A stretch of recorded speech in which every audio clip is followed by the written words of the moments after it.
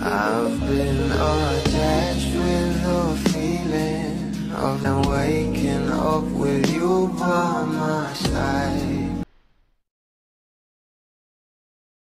Kahapon nga guys ay may event nga itong ating Donnie at Bel Mariano para sa kanilang endorsement sa Smart, at talaga namang itong ating couple ay kilig malala nga ang mga bula sa naganap na meet and greet para sa ating couple na sila Donnie at Bel.